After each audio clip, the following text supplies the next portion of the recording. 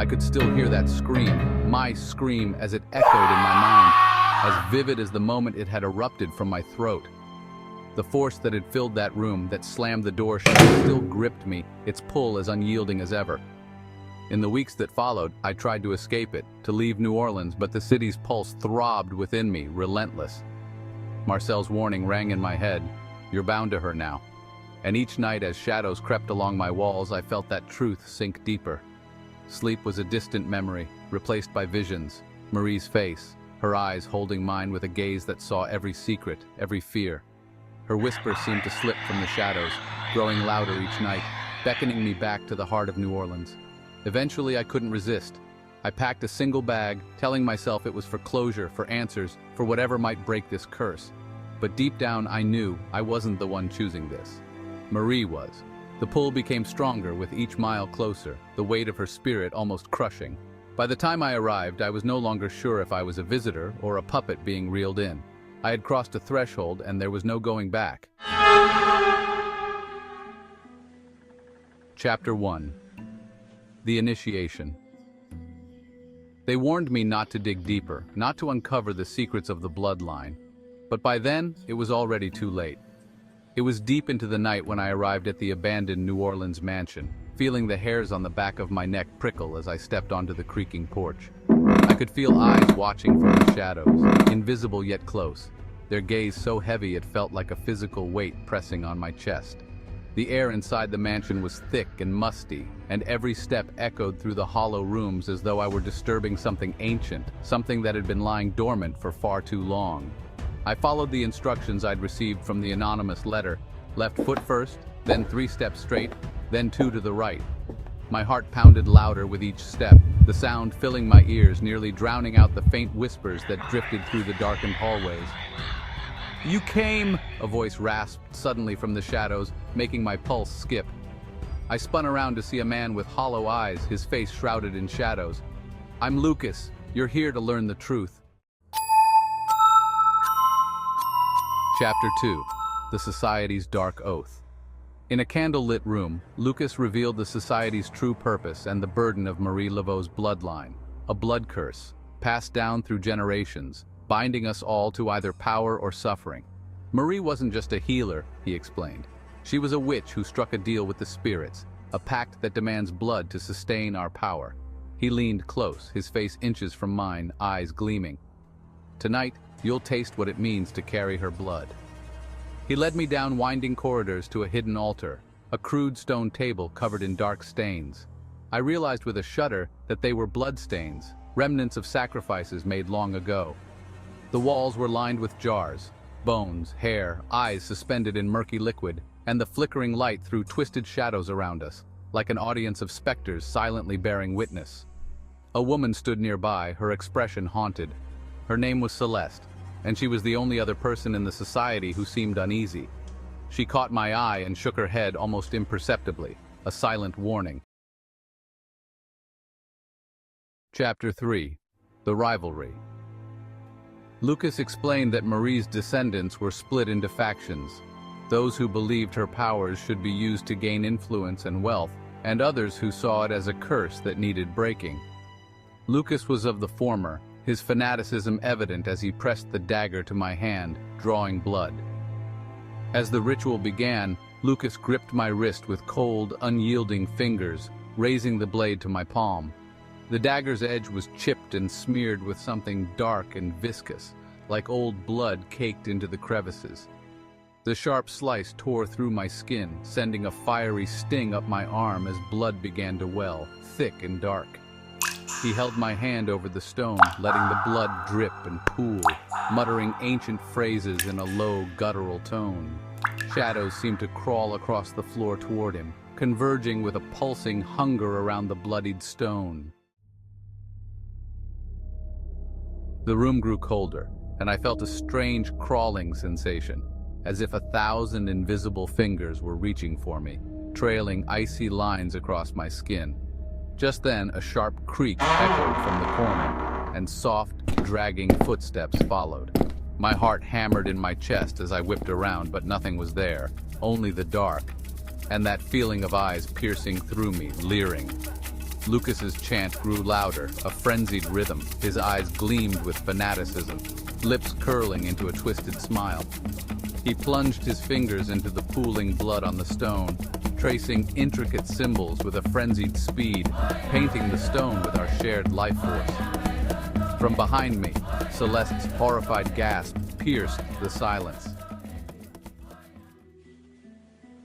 "This is madness, Lucas! You're inviting damnation!" Lucas laughed, but it was a sound devoid of sanity, his voice hollow and chilling.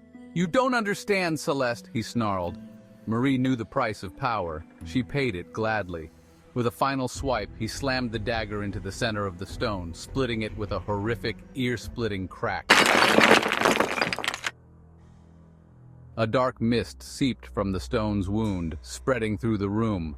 It writhed and twisted, taking the shape of ghostly hands, reaching, clawing toward us, stained with the faint glimmer of eyes hidden deep in the shadows. A whispering rose from all around, soft yet insistent, almost intimate, like cold breaths against my ear. The voices chanted with Lucas, urging him on, filling the air with a suffocating weight. My pulse thundered in my chest as the footsteps behind me grew louder, moving closer, closer. I froze, trapped in place by a terror deeper than I had ever felt. Suddenly, something cold brushed against the nape of my neck, a feeling like fingers dragging along my spine. I tried to scream, but no sound escaped. The darkness pressed in, and I was surrounded, ensnared by the suffocating, chilling grip of Marie's power, bound in a ritual that felt more like a sentence than a summoning. Chapter 4. Shadows of the Past. To further bind me to the society, Lucas insisted we conduct a séance to connect with Marie herself. We gathered in the cemetery, the graves casting long shadows under the pale moonlight. As the chanting began, the wind picked up, howling through the gravestones, carrying with it a symphony of whispers.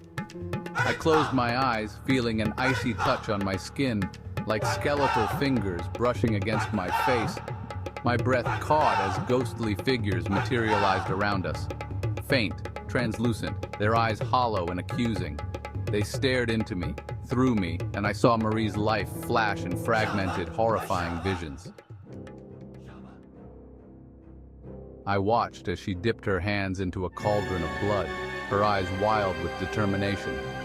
I saw her sacrifice animals and humans alike, her hands stained red as she chanted frenetically.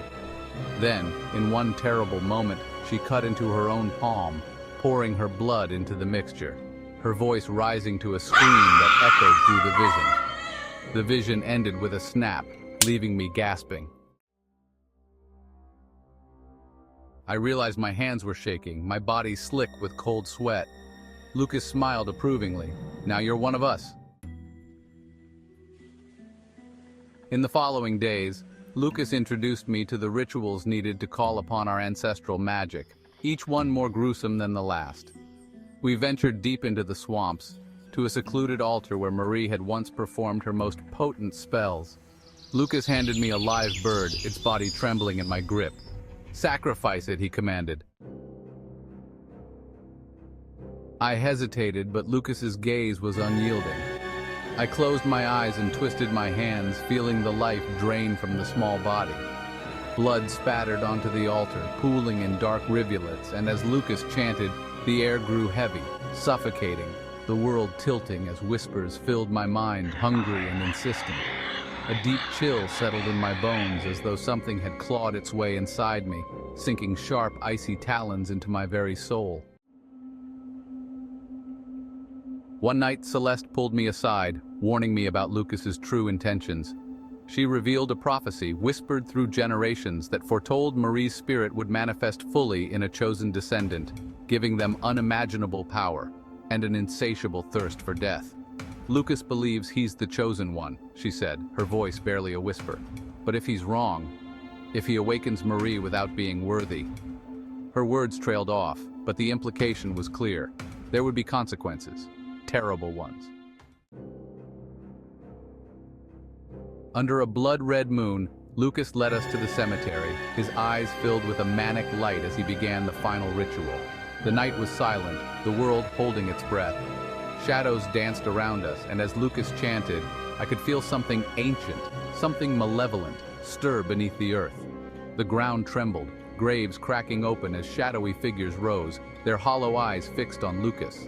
He chanted faster, his voice growing frenzied, and in one final act of desperation, he held the amulet high, shouting words in an ancient tongue. "Spare me! Grant me your power!"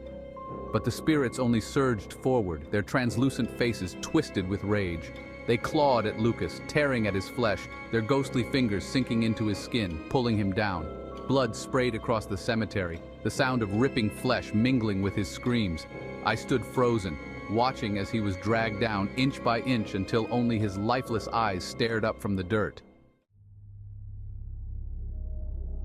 With Lucas's twisted form crumpled on the ground, the spirits turned their hollow, ravenous eyes toward me. I felt their hands clawing at my flesh, their touch cold and relentless, like fingers made of pure frost slicing into my skin, numbing me with each grasp. "Celeste!" I screamed, desperation tearing through me. She began to chant a counter-curse, her voice rising above the ghostly whispers and guttural screams. The spirits hissed, recoiling, their eyes flaring with anger. But as Celeste continued, her face drained of color, her strength waning with every syllable. The air around her seemed to pulse, drawing the life from her. Her breaths grew shallow, her skin pale as wax. She sagged in my arms, her final breath a shuddered whisper, "Break the curse, or be devoured." In my arms, she grew colder, her body sinking into unnatural stillness, her life given to a force that demanded everything, yet offered nothing in return. Chapter 9. The Binding Curse. The air around me grew still, and I realized I was alone. The spirits had gone, but the darkness remained, pressing in on me, clinging to me. I felt a chill settle deep within my bones, a darkness that would not lift. Celeste's sacrifice had saved me, but at what cost? As I stumbled away from the cemetery, I heard footsteps behind me, soft, deliberate. I turned, heart pounding, but saw nothing. Yet the feeling of being watched lingered, a constant reminder that I was never truly alone. Chapter 10. The Web of Fate. Dawn broke over New Orleans, casting the city in a hazy, muted light. But as I looked over the graves, I realized I was bound to this place, to Marie's legacy. The amulet in my hand pulsed, a reminder of the power and darkness it held. Just then, a figure emerged from the shadows, a woman with a face I knew all too well. Marie herself stood before me, her expression one of satisfaction, as though she were proud of my suffering, pleased by my fate. "We are one now," she whispered, her voice cold and ancient. I realized with a shudder that there was no escaping this. I was bound to her, to this curse, to this city, forever.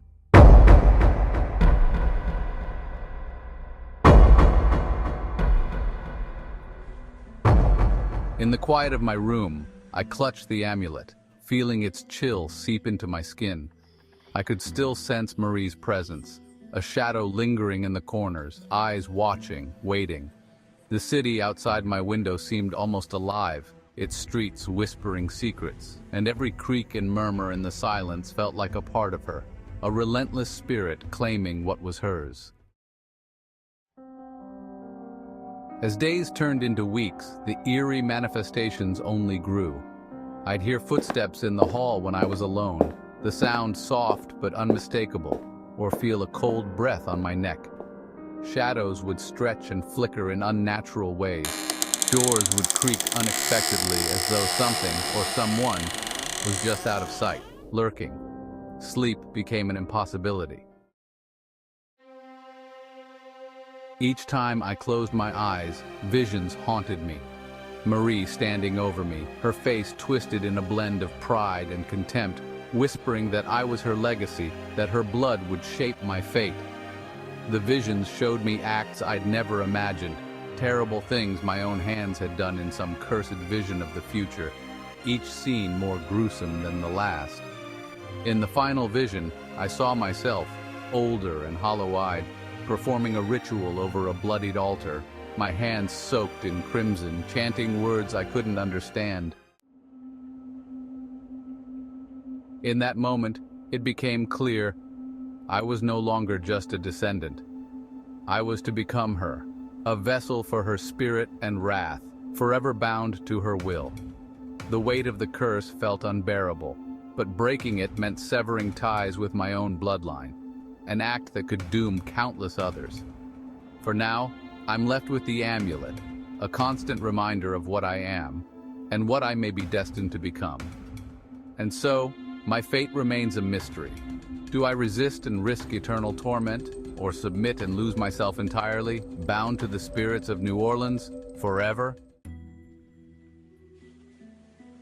The identity reveal, the awakening of shadows. After the darkness settled and the last of Marie's whispers faded from the night, I thought I could finally breathe. But that night, as I returned to my room, a deep sense of unease clawed at my mind. I felt her presence, a gaze, cold and piercing, settling over me like an iron shackle. That's when I noticed it. A small, aged letter sealed with red wax lying on my bed, addressed to me by name. My hands trembled as I broke the seal, revealing Marie's handwriting. The words felt like daggers. My blood runs through your veins, but you are not merely bound to me, child. You are me.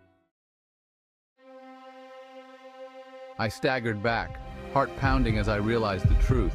I wasn't just drawn to her story or cursed by her spirit. I was her direct descendant, her reincarnation, her magic, her dark will.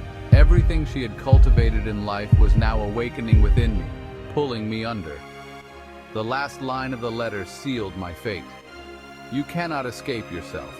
You are the next Voodoo Queen of New Orleans. The room spun, shadows creeping up the walls, her laughter echoing through the stillness. I knew with a chill in my bones that the next time I looked in the mirror, it wouldn't be just my face staring back. It would be hers, reclaiming her legacy through me. As the candle flickered out, I felt her hand on my shoulder. Her voice, calm and final, whispered, "Welcome home, my child."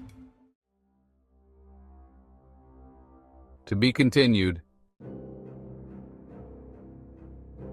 Special thanks to the Magical Mystical Witches Facebook group for inspiring this story. If you enjoyed this, hit like, subscribe, and share before Marie claims you too. Let me know in the comments if you'd like to learn more about the dark magic of Marie Laveau or another legend from the shadows.